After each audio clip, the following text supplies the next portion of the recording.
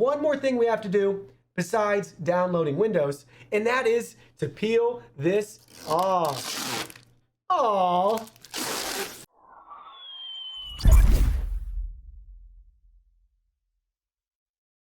Hey everyone, Digital David here. Today on this episode of Newegg Now, I'm going to teach you guys how to build a PC. Newegg did sponsor this video, but anything you see here was purchased by yours truly. That being said, any opinion expressed in this video is strictly my own. If you're interested in anything you see here, the links to them will be in the video description below. Now let's go ahead, let's just jump right in and get to it. So step one is to identify the parts that you want that fit within your budget and brand preferences, and use a helpful tool like Newegg's Custom PC Builder, where you can browse some different options, maybe to pique your interest, like entry-level, mainstream, or enthusiast builds. You can customize those.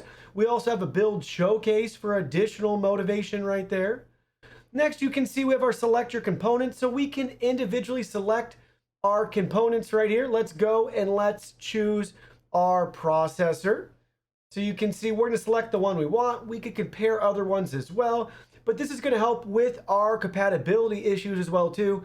We can fill this out. We'll see the running total of our price and budget, and then we'll also only be able to select parts that are compatible with the parts that we select. So it's very simple and straightforward. So you're going to finish that whole process, get all the parts and components you want ready for your build, and then you're all set and ready to go to order those parts. So here's step two. You can see all the parts arrived. I got them out of the box, and we're all set and ready to go with all the different items that we're going to be using in our build. I can't stress enough at this step, really focus on the motherboard. Take the time to read the manual through twice. Yes, you heard me. Read it through twice. Get familiar with the layout for the DIMM slots, any BIOS update settings you may need. Really understand what you're doing, where things are supposed to go and connect, especially if it's your first time building a PC. I can't stress enough the importance of reading through that user guided manual a couple of times, highlighting important things. Like I said, you want to make sure you understand the DIMM layout for your board, where the RAM sticks are going to go, and then where you're going to connect everything to it as well. Just get really familiar with all the different connection options that you have available. And now we're ready for step three.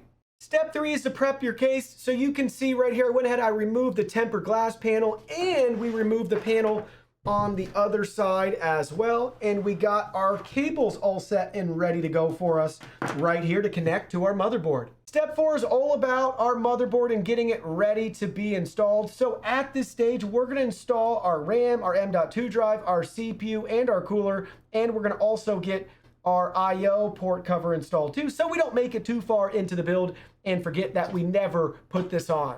So to install the M.2 drive, you can see we have two screws right here we got to remove for our heatsink. So go ahead, take a Phillips head screwdriver and remove the screws as needed. There we go. Pay attention because we have two different sizes right there when you put them back on.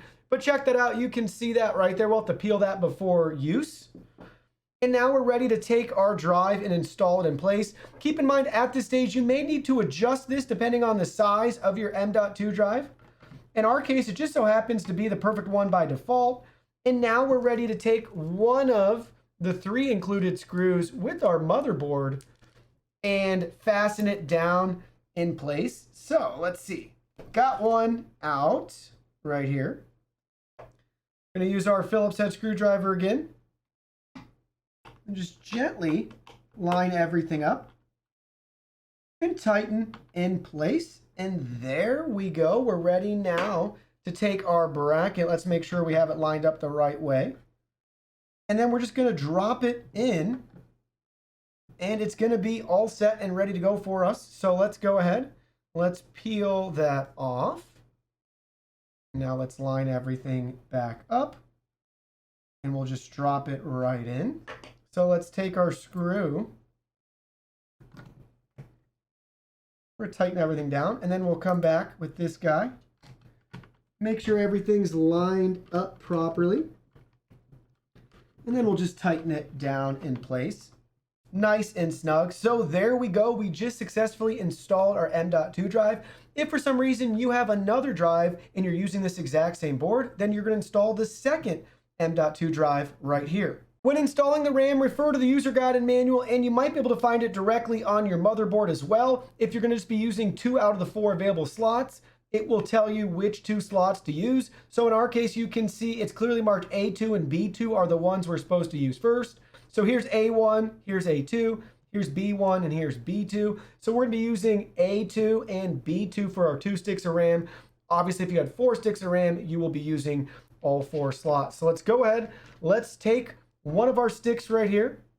Let's just gently line everything up. It's only going to fit one way. So just keep that in mind if you're doing this for the first time. Maybe you can see right here, we have a longer side and a shorter side. So then just line it up and then just gently press everything in place, and then you hear it click. And now let's do that again for our second stick. So same thing, it's only going to go one way. Drop it in and then just gently press. And there we go, it snaps in place, and now the RAM has successfully been installed. So you can see we got those 2 brackets removed. Now we can go ahead, let's install the CPU at this point. You could have done that first and then remove the brackets. It's really up to you and your preference. So you can see our brand new Ryzen 5 5600X right here. Pay attention on the processor. You'll see in the bottom left-hand corner, we got a little golden triangle. So that's going to match up the triangle that you see on the board up here. If you're looking at it, bird's eye view from the camera up top, the top left-hand corner. So we're going to go ahead, we're going to open that up, and we're going to line it right there. There's also a Pac-Man looking logo on the side too. You can line it up with that one. So just gently, you line everything up and it drops into place like so. Then we just gently push that lever back down, and there we go. We just installed our CPU on the motherboard. Now the next step for us is to install our heatsink. If you're going to use the one right out of the box, you can see we already have pre-applied thermal paste straight from the factory, so there's nothing we need to do here.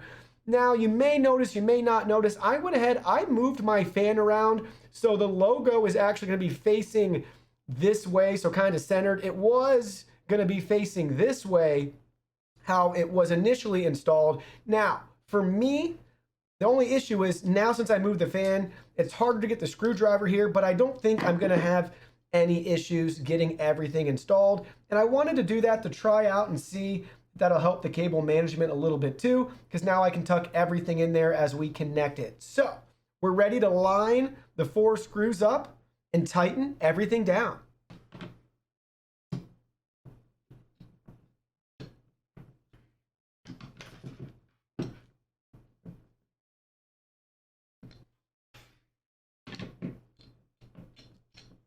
So there we go, everything's been installed. It's only going to allow you to tighten to a certain point, so don't force it any further beyond that. And that's it, guys. We have the CPU and our cooler installed on our motherboard. Now we're ready to install our I/O shield. Just to make sure everything's lined up, you can see we can kind of just roughly fit it in place right here. Keep in mind, some of those top brackets might need to be bent a little bit to ensure that they go over the top of your ports, and then everything else should rest and make contact on the ports themselves, not in the ports, just on the ports. So we're ready now to fit this into our case. Also at this stage, depending on the style and type of motherboard you bought, it may already have this pre-installed. In that case, then you'll just work it through with the whole motherboard as you set it in the case. But in our case, we kind of have to finagle it a little bit, and then it should theoretically snap in place. So we just snapped some of the top in. Let's see if we can snap the bottom in as well.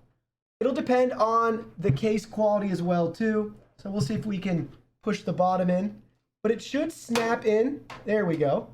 It should snap right in, and now we're ready. So when we put the motherboard in, it will all line up. But keep in mind, you will need to push this in place so it's got that nice fit, and you should hear it actually make a couple of snap noises too as it fits securely in place.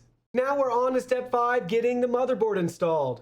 So to get the motherboard installed, we're going to line it up and just gently angle it in and slowly work it in place, making sure that we have the I/O cover set up and everything lined up, and then just gently make sure it's resting comfortably on the standoff brackets. And I'm peeking at the side to confirm that nothing's being blocked or covered with it. Everything looks great. Our IO cover is perfectly snapped out as it should be, and everything is resting comfortably. Again, it's all on the standoff brackets. So now we're ready to go ahead and fasten it down with the included screws. So out of all the included screws for our NZX T case, we're going to be using 8 of the 6/32 5mm screw flats. You can see the bag right here, how they're clearly labeled for us. And we have 8 different holes. We have to fasten them in place on our motherboard. So there we go. You can see all 8 screws are tightened down. And now we can go ahead. We can stand everything up. And you can see the motherboard is firmly in place. Now let me go ahead. Let's just show you from the back side of the case too, so you can see everything is attached, and we have our bracket there for the cooler and CPU as well. Now we're ready for step 6, which is connecting our front panel and a couple extra fans to the motherboard.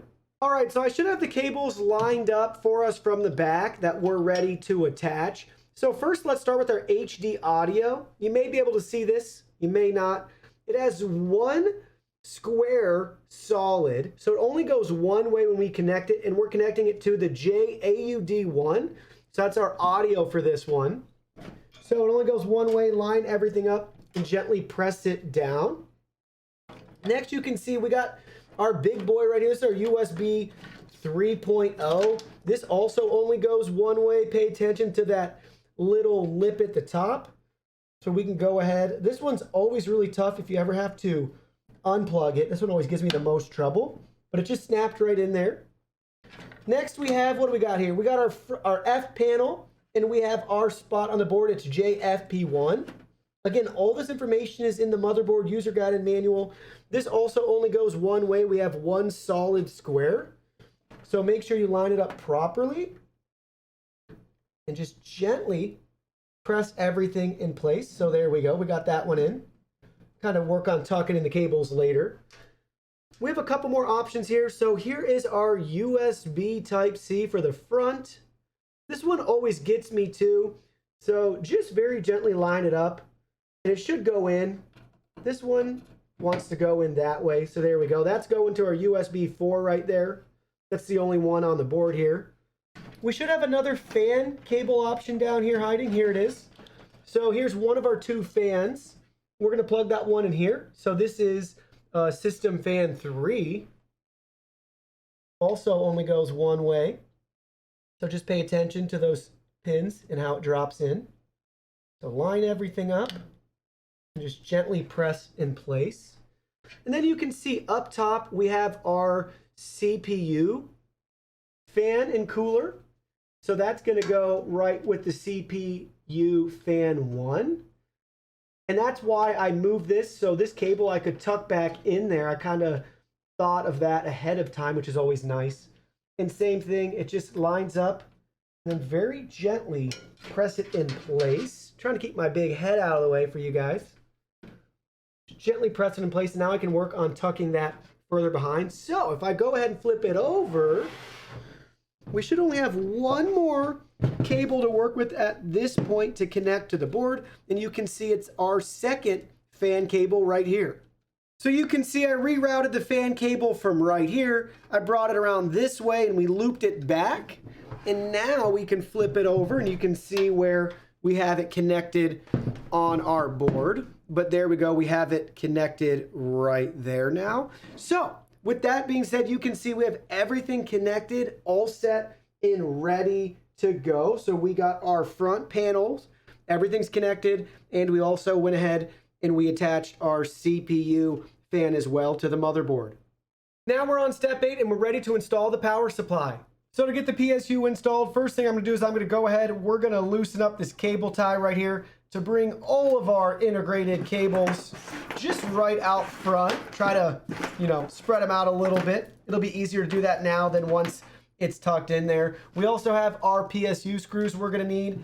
Now we're ready. In this case, let's just go ahead. Let's just slide it right in like you see. And then we're going to line up the screw holes. So we're going to put one screw here, here, here, and here. So 4 screws with the 4 included screws that we have. And we're going to use our Phillips head screwdriver to tighten them in place. So there we go. You can see we got all 4 screws tightened down and we're ready now to feed our cables through and connect them to the motherboard. So for this specific build, I have all the SATA cables off to the side. We're not going to be using them. We actually only have 3 power cables that we're going to connect, 2 to the motherboard and 1 to our GPU. So I already have those routed and I wanted to show you guys the backside. Obviously, if you're using additional hard drives, you have all the cables you need right here to connect them accordingly. Again, we have some enclosure space down here and 2 SSD slots on the back. And don't forget about that additional M.2 drive. So first up, you can see we got our CPU power cable running right here.